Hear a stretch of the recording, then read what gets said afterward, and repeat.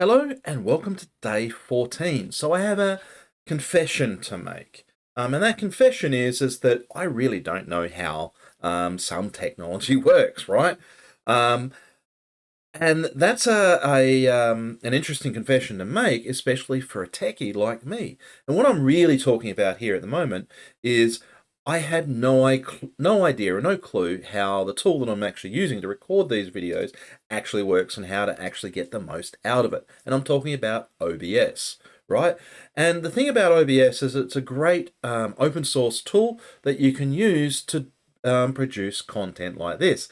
The thing is unlike a Zoom or Teams call, you have to go through quite a few steps to get the audio sounding just right and getting decent video quality.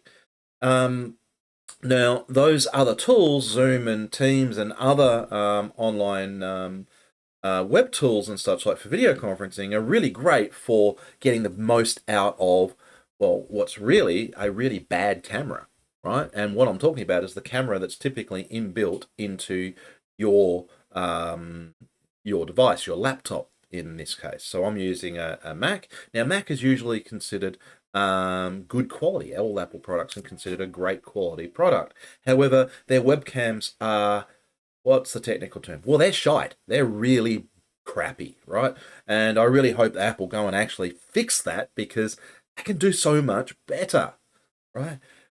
So what I've done is I've got a external camera webcam now, which is what I'm recording on right now. The other thing I've done is I've gone through and spent a bucket of time learning via YouTube videos and blog posts and Googling and such like on how to better tune OBS.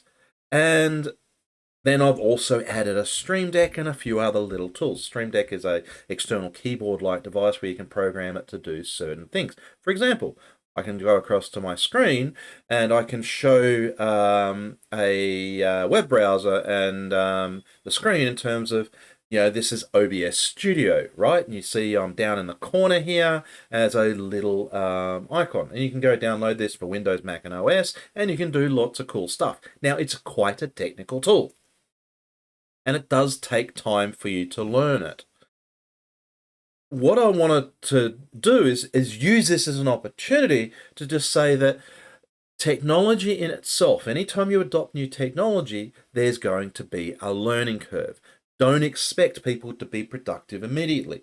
The other thing you need to be aware of is that if you have a system already that does something, simply saying, hey, this system's not working for us, we're going to move to a new system, won't necessarily change anything for you, especially if you're not changing the way you work.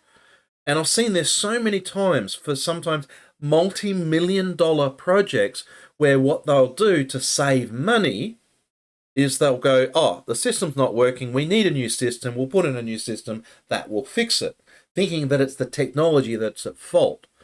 The technology is at fault in some cases, but not in all areas. And especially if you don't change how you use it or give yourself time to learn how to make the most out of it, you're never going to get that real value.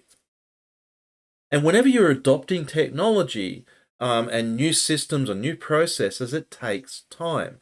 And some simple tips will help you get the most out of that. First one, make sure you engage the people who are using the tool or going to use the tool. Don't just give them a new tool and say good luck. Make sure you engage them and get them a part of that story and that conversation before you turn it on.